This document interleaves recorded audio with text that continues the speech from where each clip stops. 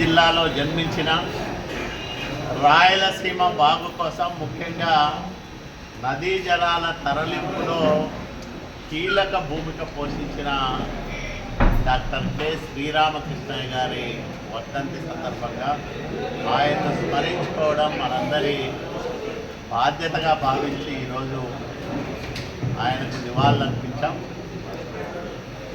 శ్రీరామకృష్ణయ్య గారు మహనీయుడు ఎన్టీ రామారావు గారికి రాయలసీమలో మిగులు జలాల ఆధారిత ప్రాజెక్టులుగా హంద్రీనివా, సుజల స్రవంతి, గాలేరు నగరి, తెలుగు గంగా లాంటి పథకాల రూపకల్పనలో సహాయ సహకారాలు అందజేసిన మహోన్నతమైన సాంకేతిక నిపుణుడు, ఇంజనీరు.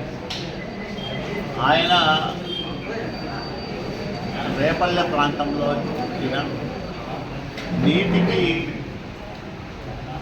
నకనకలాడుతున్న రాయలసీమ దుస్థితిని చూసి ఇక్కడ తాగేదానికే ప్రజలు పడుతున్న ఇబ్బందులు చూసి దాదాపు 3 దశాబ్దాలకు పైగా ఈ ప్రాంతంలో ఇంజనీరుగా పదవీ విరమణ తర్వాత ఎన్టీ రామారావు గారికి సాంకేతిక సలహాదారుగా పనిచేసి నిస్వార్థమైన సేవలు శ్రీరామకృష్ణయ్య గారు అందజేశారు. ఈరోజు రాయదుర్గం నియోజకవర్గానికి ముఖ్యంగా భైరవాతిప్ప ప్రాజెక్టు కృష్ణా జలాలు తీసుకురాగలుగుతున్నామంటే దానికి శ్రీరామకృష్ణయ్య గారు చేసిన ఆలోచనల ఫలితమే. మూలం అక్కడే.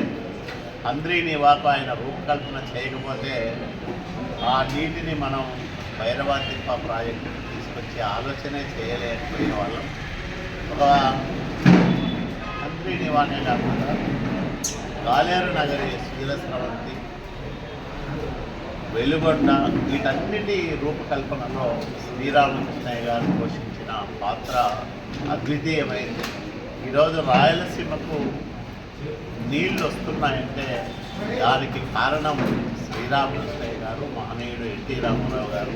తర్వాత ఈరోజు 14-19 మధ్యకాలంలో కానీ ఈ 20 నెలల కాలంలో కానీ చంద్రబాబు నాయుడు గారు చేస్తున్న కృషి ఇవన్నీ మనకు నీళ్ళ రూపంలో చెరువులు కలకలాడుతూ ఉన్నాయి.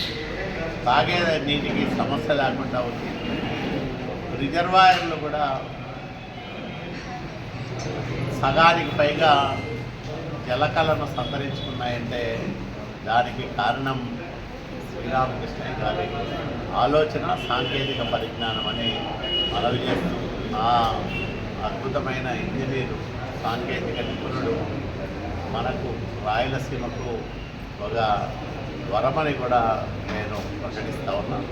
ఆయన్ను స్మరించుకుంటూ ఆయన సాంకేతికంగా చేసిన కృషిని 10 మందికి తెలియజెప్పే కార్యక్రమాన్ని త్వరలోనే చేపడతామని కూడా నేను ప్రజలకు మనవి చేస్తాను.